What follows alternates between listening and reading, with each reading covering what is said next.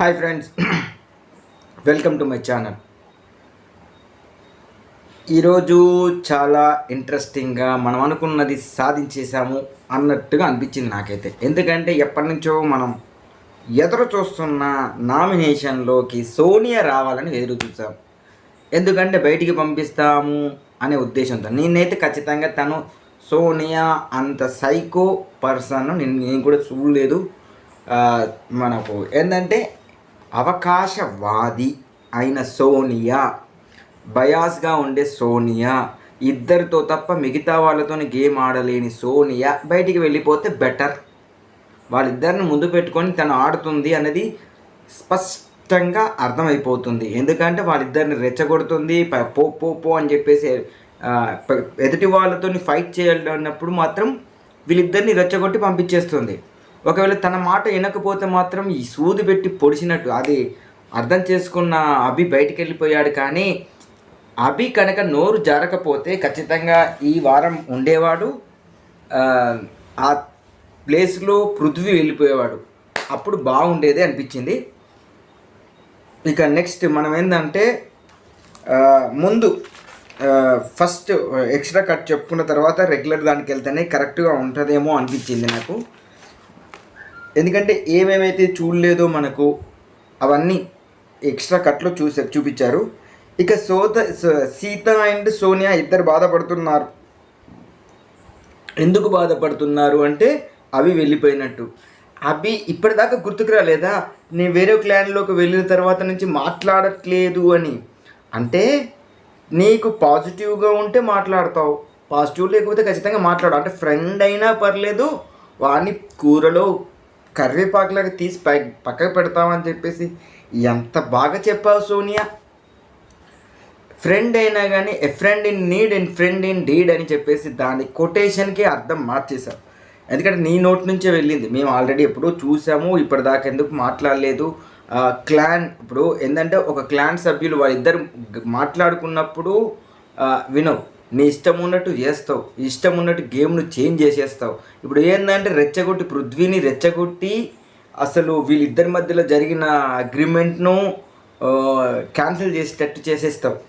ఇవన్నీ చేసింది సోనియా వాళ్ళనే. ఎందుకంటే వాళ్ళిద్దరు ఏంటంటే కాంప్రమైజ్గా తీసుకొచ్చినప్పుడు మీరు ఫైట్ చేయండి, తర్వాత వద్దు అని చెప్పేసి చీఫ్లు మాట్లాడుకున్నప్పుడు పక్కకి తను వినలేదట. అబ్బా ఎంత బాగా చెప్తుంది, ఆల్రెడీ చెప్పారు దొంగతనాలు వద్దు అని చెప్పేసి మాట్లాడుకున్నప్పుడు అక్కడ పక్కకే ఉంది కదా.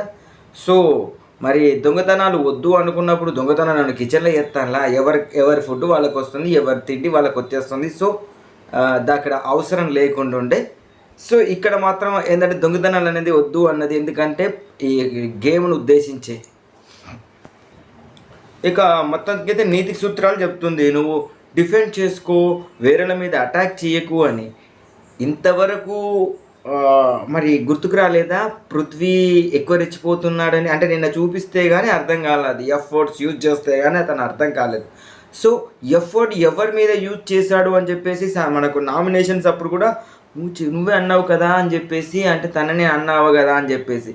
అసలు ఒక ఆడపిల్లను అలా అన్నప్పుడు ఒక ఆడపిల్లవై ఉండి బుద్ధి చెప్పాల్సింది పోయి అట్లా నువ్వే అన్నావా అని చెప్పేసి నవ్వుతున్నావే, నీకు నా చేతులెత్తి దండం పెట్టాలనిపించింది. సో ఒక ఆడవాళ్ళను సంస్కారంగా అంటే మంచిగా చూడాలి అని చెప్పేసి మన అది ఉంది, ఒక రూల్ అయితే అంటే మన రూల్ అని కాదు, ఒక మినిమం కామన్ సెన్స్, అట్లాంటి కామన్ సెన్స్ కూడా లేదు అన్నట్టు నిరూపించేసారు ఇవాళ. తర్వాత ఇక కుకింగ్ టైం ఇంకొకటి ఏంటంటే ఎక్స్ట్రా రేషన్ ఈ డిస్కషన్స్ అయిపోయినాయి.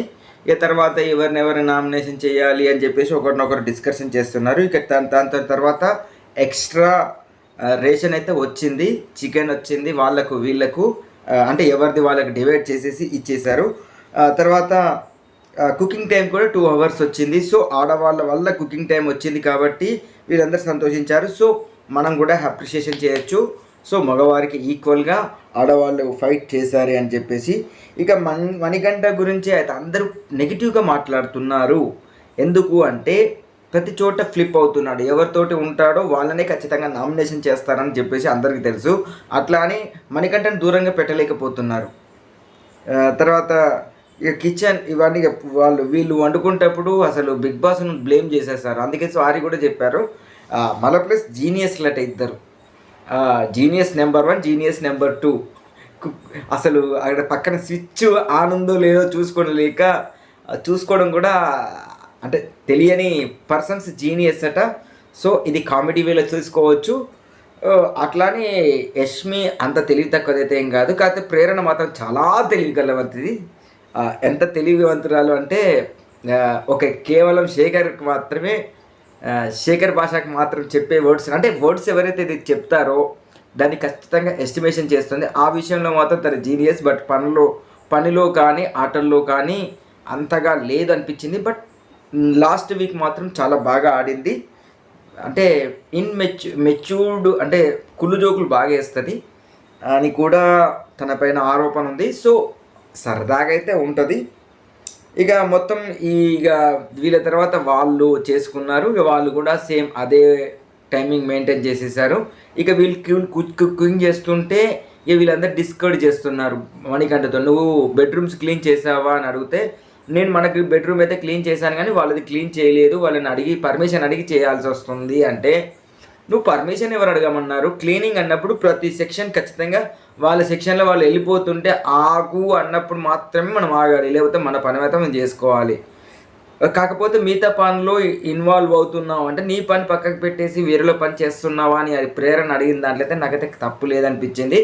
కాదు నా పని అయిపోయినాక వేరేలు చేస్తున్నా అని చెప్పేసి అన్నాడు, కానీ అంతగా అయితే చేయలేదు. అదైతే నాకు అనిపించింది. మిగతా వేరే వాళ్ళతో మీటింగ్ పెట్టుకోవడమే సరిపోయింది. కాకపోతే చేస్తుంటే 24 hours మనం చూడలేం కదా. తర్వాత ఇక డ్రాగన్ అదే తూనీగా అనుకుంటూ తునిగా వచ్చింది. బట్ సోనియా చేతిలో పడ్డది, బతికిపోయింది. తల్లి చిన్నది కాబట్టి బతికిపోయింది. అదే కనుక పెద్దది ఏది ఉంటే దాని ప్రాణం దొయ్యేది కావచ్చు. సో తూనీగా డ్రాగన్ ఫ్లై మీ రూమ్లోనే ఉంటున్నామని చెప్పేసి వాళ్ళ హౌస్ మేట్స్ అందరూ కొంచెం దాంతో డిస్కషన్ చేసేసి దాన్ని అయితే పైకి పంపించేశారు. ఇక తర్వాత ఆదిత్య ఇక్కడ నీకేమైనా డౌట్స్ ఉంటే నన్నే నామినేట్ చేయండి అని చెప్పేసి ఈ విధంగా చెప్పి వెళ్ళాడు. సో అలాగనే సోనియా కూడా నామినేషన్ చేసింది. నేను వెళ్ళిపోవాలి ఇక్కడ దాకా వచ్చి గ్రేట్ అని చెప్పేసి అంటున్నాడు అని చెప్పేసి తనతో డిస్కషన్ చేశాడట. సో అన్నెసెసరీగా ఎవరితోనైతే మాట్లాడకూడదు వాళ్ళతోటే మాట్లాడుతున్నాడా ఆదిత్య అని చెప్పేసి నాకైతే అనిపిస్తుంది. ఇక నెక్స్ట్ ఇదంతా డిస్కషన్స్ మధ్యలో గుడ్ మార్నింగ్ సాంగ్ అయితే మధ్యలో గుడ్ మార్నింగ్ సాంగ్ వచ్చేసింది. నెక్స్ట్ ఈరోజు మెయిన్ ఎపిసోడ్కి వచ్చేసింటే గుడ్ మార్నింగ్ సాంగ్తో స్టార్ట్ అయింది. నబీల్ చెప్తున్నాడు నేను కరెక్ట్గానే చేశాను అని చెప్పేసి, ఎందుకంటే సంచాలకుగా కరెక్ట్గా చేశానని మణికంఠతో చెప్తున్నాడు. ఇద్దరు సభ్యులను నామినేషన్ చేయాలి. ఈసారి nomination foam nomination. So foam nomination మనకి ఎప్పటికీ తెలుసు. అయితే ఈ ప్రతిసారి ఏమో దాంట్లో ఒక బౌల్లో ఫోమ్ పెట్టేసి ముఖం మీద పెట్టాల్సిందే. ఈసారి అయితే స్ప్రేస్ ఇచ్చారు ఫోమ్ది. సో స్టార్టింగే మన ఆదిత్యతోటి అర్థం కాని ఆదిత్యతోనే ఆడిపించారు అనిపించింది. ఎందుకంటే నాకు లాంగ్వేజ్ ప్రాబ్లం ఉంది. అసలు ఒకటి చెప్పాలనుకుంటాడు, లాంగ్వేజ్ ప్రాబ్లం ఉన్నంత మాత్రాన గేమ్ ఆడకూడదు అని అయితే రూల్ అయితే లేదు. సో మనం లాస్ట్ సీజన్లో చూసాము, ఇదివరకు ఒక సీజన్లో చూసాము. ఏంటి అంటే మన యావరకు తెలుగు సరిగా రాదు అంటే తెలుగు రాకున్నా కానీ తను అంటే లాస్ట్ బిగ్ బాస్లోనే తెలుగు రాకున్నా కానీ తనకు వచ్చిన సగం తెలుగులోనే టాస్క్లో మాత్రం ఊపు ఉండేది.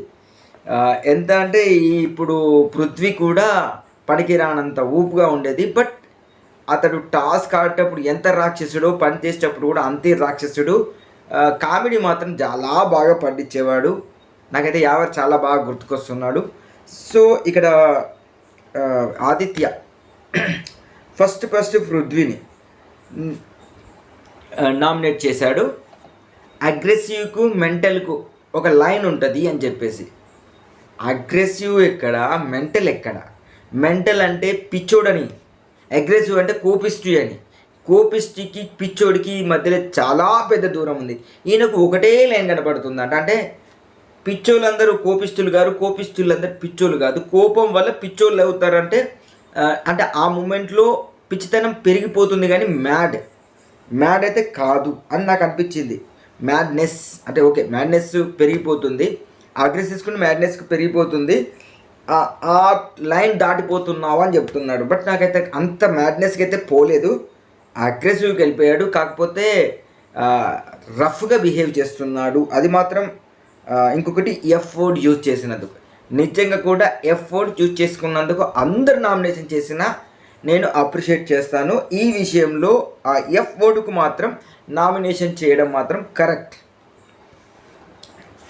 ఈయనకు కన్వే చేయలేదు సోనియా విషయంలో ఈయన కన్వే చేయరాలేదు. కానీ నాకు అర్థమైన విషయం ఏంటంటే, ఈయన ఏమంటున్నాడంటే, ఇప్పుడు నువ్వు ఒక క్లాన్లో ఉన్నప్పుడు నువ్వు పర్ఫార్మెన్స్ చేయలే, కానీ ఇంకొక క్లాన్లోకి వచ్చినప్పుడు సూపర్ పర్ఫార్మెన్స్ చేసావు అని. బట్ ఆ సూపర్ పర్ఫార్మెన్స్ చేసినప్పుడు అంటే ఇదే పర్ఫార్మెన్స్ వేరే క్లాన్లో ఉన్నప్పుడు ఎందుకు చేయలేదు అని ఈయన అడుగుతున్నాడన్నమాట. ఇంకొకటి గుసగుసలు బాగా పెడుతున్నాం. అంటే ఈమెకు ఉన్నది ఏంటంటే మైక్ తీసేసి మాట్లాడడం, మైక్ తీసేసి ఈమె చెప్తుంది కదా బిగ్ బాస్ రూల్స్ అని చెప్తుంది కదా, బిగ్ బాస్ రూల్స్ పాటించాలి, రూల్స్ చెయ్యాలి అని మాట్లాడుతున్నా. మైక్ తీసేసి మాట్లాడి దాన్ని బిగ్ బాస్ అనౌన్స్మెంట్కి వచ్చేదాకా చేసుకున్నదంటే ఈమె ఎత్తి చూపినప్పుడు ఆమె రూల్స్ పాటించాలి, రూల్స్ చదవాలి అని చెప్తున్నప్పుడు, రూల్స్ చదివినప్పుడు ఓన్లీ చదువుతూ సరిపోద్ది, దాన్ని పాటించాలి అని కూడా గుర్తుండాలి. ఇప్పుడు మేము బిగ్ బాస్ మేము సినిమా స్టోరీస్ చెప్పుకుంటున్నాం అని చెప్పేసి అంటున్నారు. నువ్వు సినిమా స్టోరీస్ చెప్పుకోవడానికి ఇక్కడికి ఎందుకమ్మా, బయటికి వెళ్ళి సినిమా స్టోరీస్ చెప్పుకో. ఇక్కడ ఏం అవసరం లేదు, నీతో పని అయిపోయింది ఆల్రెడీ. ఎందుకంటే నువ్వు ఎలా ఆడుతున్నావో మాకైతే అర్థమైపోయింది. సో ఈసారి ఖచ్చితంగా బయటికి వెళ్ళిపోవడానికి రెడీగా ఉండాలని నేను కోరుకుంటున్నాను. జనాలు ఏమనుకుంటున్నారో కింద కామెంట్ చేసేయండి. ఇక నైనిక, ఇది తన పర్సనల్ రివెంజ్ ఏమో అనుకుంటున్నా. ఎందుకు పర్సనల్ రివెంజ్ అని కాదు, అన్నెసెసరీ. ఇప్పుడు మణికంఠను నామినేషన్ చేయడం కాదు, తనకు చెప్పిన రీజన్ అన్నెసెసరీ, అసలు వాల్యూ కాదు అని. ఇప్పుడు నీ అంతట నువ్వు మణికంఠ నువ్వు ఉంటావా పోతావా అని అడిగి చెప్తే అది వేరు. నీ అంతట నువ్వు వెళ్ళేసి నేను వెళ్తానేమో అని చెప్పేసి అంటే నేనే వెళ్ళిపోతా, ఒకవేళ డబల్ నామినేషన్ అయితే నాతో పాటు నిన్ను కూడా తీసుకుపోతా అని చెప్పేసి మాట్లాడాడు. ఓకే, నిన్నైతే డిమోటివేషన్ చేయలేదు కదా, డిమోటివేషన్ చేస్తున్నావు అని ఇక్కడ నామినేషన్ చేస్తున్నావు చూసినా ఇదైతే పక్కా రాంగ్ అనిపించేసింది. ఇక సెల్ఫిష్నెస్ అంటే ప్రతి ఒక్కడికి ఉండేది కామన్. బట్ కాకపోతే కొంచెం మణికంఠకు సెల్ఫిష్నెస్ కొంచెం ఎక్కువ. అట్లానే మణికంఠను పాజిటివ్ అంటే అలా చెప్తలేను, మారుతున్న పర్సన్ను కొంచెం ఆయన నన్ను వదిలేస్తే కొంచెం బిగ్ బాస్లో కొన్ని రోజులు ఉంటే తన మెదడు సెట్ అయిపోయి బయటికి వెళ్ళినాక కూడా చాలా బతుకుతాడు, మంచిగా అయిపోతాడని నా ఉద్దేశం ప్రకారం. కానీ మణికంఠ మీద నాకు ఎటువంటి పాజిటివ్ ఒపీనియన్ లేదు, నెగిటివ్ ఒపీనియనే ఉంది. కానీ కొంచెం మారుతున్నాడు కాబట్టి ఇంకొంచెం ఛాన్స్ ఇస్తే బెటర్ ఏమో అనిపించేసింది. ఇక నెక్స్ట్ ఆదిత్య, టాస్క్ విషయంలో డూ ఆర్ డై లాగా ఉండాలి, కానీ నువ్వెందుకు ఇట్లా ఫ్లిప్ అవుతున్నావు అని చెప్పేసి అంటున్నా. నేను టాస్క్లో తను డిఫెన్స్ చేయలేదా, డిఫెండ్ చేశాడు. బట్ కాకపోతే వద్దు పృథ్వీ, వద్దు పృథ్వీ, చెయ్యకు పృథ్వీ, ఇట్లా బతిమలాడుకుంటున్నాడు. అంటే సామ భేద దండోపాయాలను బట్టి ఏదో విధంగా ఆడొచ్చు గేమ్. సామ దాన దండోపాయం. సామం అంటే బుద్గరిచ్చి, దాన అంటే ఏదైనా ఇచ్చేసి ఇంకోటి తీసుకొని, దండోపాయం లాస్ట్కి ఇదంతే. కాకపోతే ఫైనల్గా ఫైట్ చేసైనా కానీ ఇది టాస్క్ను కంప్లీట్ చేయాలి. సో ఆ పని చేస్తున్నాడు తను సక్సెస్ఫుల్గా. ఫైట్ చేయట్లేదంటే ఫైట్ చేస్తున్నాడు, టాస్క్లు ఆడుతున్నాడు. బట్ ఎందుకు అంటున్నాడో, ఎందుకు ఇలా అంటుందో నాకైతే అర్థం కాలేదు. సో ఈ రెండు నామినేషన్స్ ఇన్మెచ్యూర్డే అనిపించింది. సో తనకు ఇన్మెచ్యూర్డ్ పర్సన్స్ అని చెప్పేసి నామినేషన్లో పెట్టింది కదా తను ప్రేరణ. సో ఇది చూసి మాత్రమే పెట్టిందేమో నాకు అనిపించింది. సో మీరేమనుకుంటారో కింద కామెంట్ చెప్పేసింది. నబిల్కి మాత్రం ఫుల్ క్లారిటీ ఉంది. ఎందుకంటే సోనియాను ఖచ్చితంగా నామినేట్ చేయాలనుకున్నాడు స్ట్రాంగ్ పాయింట్ తోటి. నువ్వు బయాస్గా ఆడావు, నిజంగా కూడా మనం అదే అనుకున్నాము. ఆ గేమ్లో బయాస్గా ఆడలేదు. ఇప్పుడు ఈమెమంటుంది, రివర్స్ అటాక్ చేస్తుంది, నువ్వే బయాస్గా ఆడావు, నీకే గేమ్ అర్థం కాలేదు. కన్ఫ్యూజ్ అయితే ఖచ్చితంగా నేను కన్ఫ్యూజ్ అయిపోయాను అని చెప్పేసి నాగార్జున గారి ముందటనే ఒప్పుకుంది. సో నువ్వు కన్ఫ్యూజ్ అయ్యావు కాబట్టి నువ్వు కరెక్ట్ సంచాలక్ కాదు అని చెప్పేసి మాట్లాడేది. ఈయనే నామినేషన్ చేస్తున్నప్పుడు సైలెన్స్గా కూర్చోవాలి. నువ్వు ఎట్లా చేసావు, బయాస్గా చేసావు అంటే నువ్వు చేసింది బయాసే కదా, మరి నీకంటే ఎక్కువ బయాస్ చేసావు, ఆయన ఏం చేయలేదు కదా. ఇప్పుడు ఒకవేళ ఆయన బయాస్ చేసేది ఉంటే నేనైతే ఆ పొజిషన్లో ఉంటే మీ 99 అట్లనే కౌంట్ చేస్తాను. ఆల్రెడీ మీ ఇద్దరు కాంప్రమైజ్ నా ముందటనే అయ్యారు కాబట్టి, మీరిద్దరు కాంప్రమైజ్ అయ్యారు కాబట్టి వాళ్ళ 99 అలానే ఉంచుతాను, 33 ఉంచుతాను, 66 ఇవి పోయినాక మిగతాయి మీ దగ్గర ఉండేది ఉంటే వాటిని కౌంట్ చేస్తాను, మిగతాన్ని తీసుకొచ్చి పెట్టండి అని చెప్పేసి ఒక ఆట ఆడుకునేవాడిని ఖచ్చితంగా ఈ విషయంలో. బట్ అట్లా చేయలేదే నబీల్. మీ గంపలో ఉన్నాయి, మీరు దాచిపెట్టుకోండి, మీద పెట్టుకోవద్దు అని చెప్పేసి ఆల్రెడీ చెప్పారు. అంటే దాని మీద ఎటువంటి ఏమీ కవర్ చేయకూడదు అని చెప్పేసి బిగ్ బాస్ చెప్పినప్పుడు వాళ్ళు అట్లనే ఉండాలి. ఇప్పుడు వీళ్ళ దగ్గరికి వచ్చేసి మీరు ఫస్ట్ అటాక్ చేసి తర్వాత వాళ్ళు వచ్చి అటాక్ చేసినప్పుడు మీరు వాళ్ళ గేమ్ను మొత్తం నాశనం చేశారు. సో పక్కవారి గేమ్ను నాశనం చేయటంలో నేను తప్పనట్లేదు, కానీ అక్కడ ఏంటంటే ఫస్ట్ రూల్ను నువ్వు పక్కకు తప్పెట్టేసి సెకండ్ రూల్ను మాట్లాడినప్పుడు ఇక్కడ ఈయన కూడా ఎవరైతే సంచాలక్ ఉన్నాడో సంచాలక్దే తుది నిర్ణయం అన్నప్పుడు దాని గురించి మాట్లాడకూడదు. ఇప్పుడు తను మాట్లాడిండు అంటే నేను కన్ఫ్యూజ్ అయ్యాను అన్న విషయం గురించి, నువ్వు తీసుకున్న డిసిషన్ గురించి రాంగ్ అనట్లా ఆయన, నువ్వు కన్ఫ్యూజ్ అయ్యావు చూసావా, సో ఆ కన్ఫ్యూజన్ గురించి మాట్లాడాడు అని నాకు అనిపించింది. మరి మీకేమనిపించిందో కింద కామెంట్ చేయండి. ఖచ్చితంగా సోనియాకి మాత్రం ఇది కరెక్ట్ రీజనే అనిపించేసింది. ఇక నెక్స్ట్ ఏంటంటే పృథ్వీని F వర్డ్ యూజ్ చేసినందుకు ఒకటి, ప్లస్ వీళ్ళు గేమ్ ఆడుతున్నప్పుడు వచ్చి ఒర్రినప్పుడు రూల్స్ గురించి మాట్లాడితే తప్పులేదు. నువ్వు బయాస్ అని మాట్లాడితే మాత్రం అది తప్పు అన్నాడు. సో పాయింట్ చెప్పాడు. సో రీజన్ పర్ఫెక్ట్ అనిపించింది. ఇక సోనియా ఎంత డిస్టర్బ్ చేసినా కానీ ఈయన వాయిస్ తోటి సోనియా డామినేషన్ను ఖచ్చితంగా తొక్కి నార తీయాలి అంటే ఖచ్చితంగా నబీల్ ఉండాల్సిందే, మా వరంగల్ పిల్లగాడు. సో మా వరంగల్ పిల్లగాడు మాత్రం ఈరోజు ఊపేసేసాడని చెప్పేసి అనుకోవచ్చు.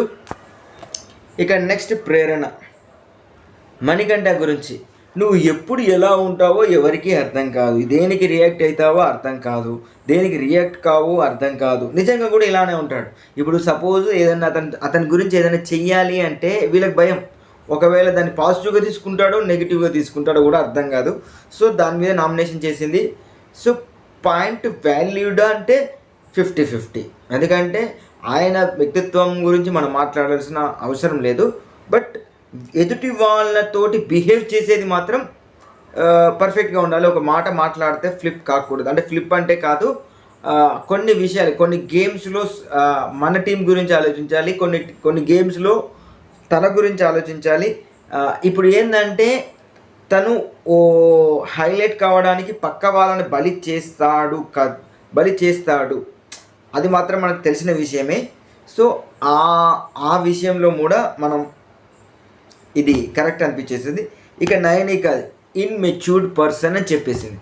నిజంగా కూడా ఇన్మెచ్యూర్డ్ పర్సన్ అంటే తన నామినేషన్ చూస్తేనే అర్థమైపోయింది. ఇంకొకటి ఏంటంటే అప్పుడప్పుడు చిన్నపిల్లగాల చూస్తావు, అంత మెచ్యూరిటీ లేదు అంటే నా మెచ్యూరిటీ గురించి నువ్వెవరు మాట్లాడేది అని చెప్పింది.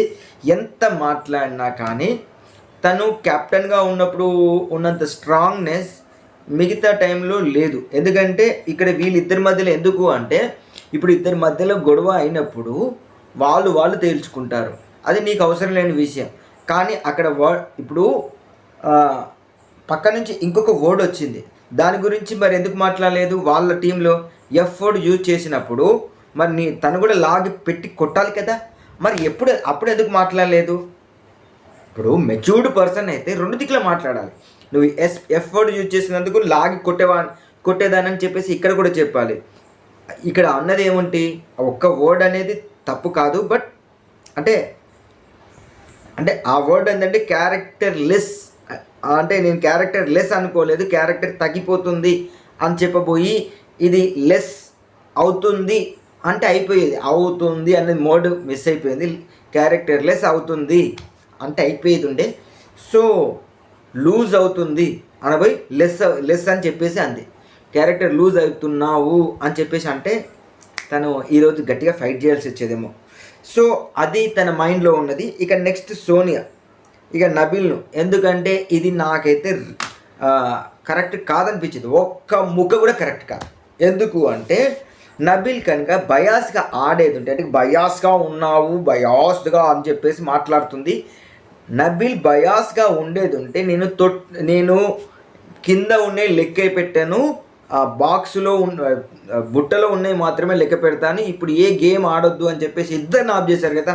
ఆల్రెడీ వాళ్ళ టీంలో అందరూ అన్ని గుడ్లు పోగొట్టుకొని అక్కడ పడేసుకొని ఉన్నారు. సో అప్పుడు ఏంటంటే బయాస్గా ఉండేది ఉంటే వీళ్ళకు టకటక చెప్పేసి పెట్టుకోండి మీరు పెట్టుకోండి అని చెప్పేసి మధ్యలో ఎవరి వాళ్ళు తీసుకోవద్దు ఇట్లా అని చెప్పి కొట్టుకోకుండా అని చెప్పేసి వాళ్ళకి వేసుకొని అక్కడ కూడా మార్చడానికి 100% ఛాన్స్ ఉన్నా కానీ అక్కడ ఏంటంటే మీ బుట్టలోని మీరు ఉంచుకోండి, కానీ బుట్ట మీద హ్యాండ్స్ పెట్టకూడదు, మీరు బకెట్లో దాచిపెట్టుకున్నారు అని చెప్పేసి ఇక్కడ చెప్తున్నారు. బకెట్లో దాచిపెట్టినవి కూడా టైం కొట్టే వరకు అక్కడ ఉండాలి అని చెప్పేసి మాట్లాడాలి. అయితే ఇంకొకటి ఏంటంటే గీతలు దాటలేదు అది ఇదని చెప్తున్నారు. సో గీతలు దాటాలంటే ఆల్రెడీ అట్లా తీయాలంటే సీతను తీసేయచ్చు, పృథ్వీని తీసేయచ్చు, తర్వాత మణికంఠని తీసేయచ్చు, అందరినీ తీసి పడేయచ్చు, ఒక్కరిని కాదు. అక్కడ ఉన్న వాళ్ళందరూ గీతలు దాటే ఆడారు. బట్ కెమెరాను మాత్రం కవర్ చేయకుండా ఆడమని చెప్పారు. అది మాత్రం పర్ఫెక్ట్ అనిపించేసింది. తర్వాత నెక్స్ట్ ఆదిత్య నీకు ఇక్కడ ఉండాలని అవసరం లేకపోతే వెళ్ళిపో అని చెప్పేసి మాట్లాడుతుంది. సో ఇది మాత్రం ఏంటంటే మీకు ఏమైనా కన్ఫ్యూజన్ ఉంటే మమ్మల్ని నామినేషన్ చేయాలని చెప్పేసి అన్నాడు కాబట్టి సో మేము ఇక్కడ చాలామందికి అవకాశాలు ఉన్నాయని చెప్పేసి చెప్తుంది. బట్ ఈసారి ఆదిత్య వెళ్ళడు, తనే వెళ్ళిపోతుందని నా నమ్మకం. తర్వాత మణికంఠ పృథ్వీని ఫిజికల్గా చాలా హర్ట్ చేసావు నన్ను అని చెప్పేసి మాట్లాడాడు. సో ఫిజికల్గా హర్ట్ చేయకుండా రామ్మ బొట్టు పెడతా ఇన్ని గుడ్లు తీసుకొని పో అని చెప్పేసి ఆడతారా? ఆల్రెడీ వీళ్ళ రూల్స్ ఉన్నాయి కదా. మీరు ప్రభావతి కాడ మీరు ఏమైనా చేసుకోండి, ప్రభావతి నుంచి బుట్టలకు వస్తే బుట్టలే మాత్రం ఒకరిదొకరు ముట్టుకోవద్దని చెప్పేసి క్యాప్టెన్స్ అగ్రిమెంట్ ఉంది. కానీ ఆ ప్రభావతి కాడ ఏం చేయకూడదు అని చెప్పేసి క్యాప్టెన్ అయితే ఏం చేయలేదు. ఇక తర్వాత ఆద్యను, ఈయనకు సలహాలు ఇచ్చిన ప్రాబ్లమే. ఎందుకంటే చాలా మంచి సలహాలు ఇస్తున్నాడు. ఒక తండ్రి లెక్క నువ్వు సలహాలు ఇస్తున్నావు, కానీ తండ్రిని మించిపోతున్నావు మాకు సలహాలు ఇవ్వడానికి అని చెప్పేసి. ఇప్పుడు ఈయన నాకు అనిపిస్తుంది వీళ్ళ స్టెప్ ఫాదరు ఇతని నుంచి ఎందుకు దూరం ఉంటున్నాడు. నాకైతే అర్థమైపోయింది. ఎందుకంటే సలహాలు ఇచ్చడం వీనికి అర్థం కాదు, ఇష్టం ఉండదు. సో ఇష్టం ఉండదు కాబట్టి తను ఏంటంటే వాళ్ళ స్టెప్ ఫాదర్ కొన్ని రిస్ట్రిక్షన్ పెట్టొచ్చు. సో ఇది నాకు నచ్చకుండా బయటికి పంపించచ్చు. బట్ ఇది పర్సనల్గా తీసుకోవడం అయితే మంచిది కాదనిపించింది. సో అది పక్కకు పెడితే తండ్రిలాగా సలహాలు ఇచ్చినప్పుడు తండ్రిలాగా తీసుకుంటే తీసుకోవాలి, లేకపోతే సైలెన్స్గా పక్కకు జరుపుకోవాలి. నువ్వు పాటించవచ్చు, లేకపోతే లేదు. బట్ మా తండ్రిలాగా నువ్వు నాకేమైనా తండ్రిలాగా సలహాలు ఇస్తున్నావు అని చెప్పేసి నామినేషన్ చేసుడు మాత్రం ఇది నాకైతే తప్పు అనిపించింది. ఇక విష్ణు ఆదిత్యను, నీకు చీఫ్గా ఉండాలి అని చెప్పేసి అనర్హత లేదని చెప్పేసి నేను చెప్పినందుకు నన్ను రివెంజ్ నామినేషన్ చేసావు అని చెప్తున్నది. సో రివెంజ్కు ప్రతి రివెంజ్ పెద్ద టాపిక్ కాదు. సో అప్పుడు ఆయన రివెంజ్ తీసుకున్నాడు, ఇప్పుడు ఈమె రివెంజ్ తీసుకున్నది. సో ఇది క్యాన్సిల్ అయిపోయింది అనుకోవచ్చు. ఒకవేళ నెక్స్ట్ వీక్ ఉంటే అది ఎక్స్టెండ్ కాకుండా అక్కడికే కట్ అయిపోయింది. సో వాళ్ళు కూడా అనుకున్నారు ఇక్కడ నుంచి కట్ చేసుకుంటేనే బెటర్ అని చెప్పేసి మాట్లాడుకున్నారు. ఇక నెక్స్ట్ ప్రేరణ, నీకు బీప్ సౌండ్ వచ్చిన దాంట్లో నువ్వు స్టాండ్ తీసుకోలేదు అని చెప్పేసి తనను నామినేషన్ చేసింది చూసావా. సో అది కాదు, తన మైండ్లో ఉందంటే తనను క్యారెక్టర్ లెస్ అన్నందుకు నామినేషన్ చేసిందేమని నేను అనుకుంటాను. It's revenge nomination. So character less అని యూజ్ చేసినందుకు ఖచ్చితంగా నామినేషన్ చేయాల్సిందే. ఈ విషయంలో తను ఆ విషయం తీసుకొని నామినేషన్ చేసేది ఉంటే మేము కొంచెం నేనైతే ఖచ్చితంగా సపోర్ట్ చేసేవాడిని. సో లోపల ఒకటి పెట్టుకొని బయటకు ఒకటి మాట్లాడుకోవడం అయితే మంచిది కాదు, అది ఎప్పటికైనా డేంజర్ అవుతుంది. నా ఈ విషయాలు తీయాలంటే చాలా విషయాలు ఉన్నాయని చెప్పి అవన్నీ విషయాలు చెప్పి నామినేషన్ చేయమ్మా. సో రివెంజ్ నామినేషన్ తప్పు కాదు. So revenge nomination correct point తీసుకొని నామినేషన్ చేస్తే బాగుండేది అని.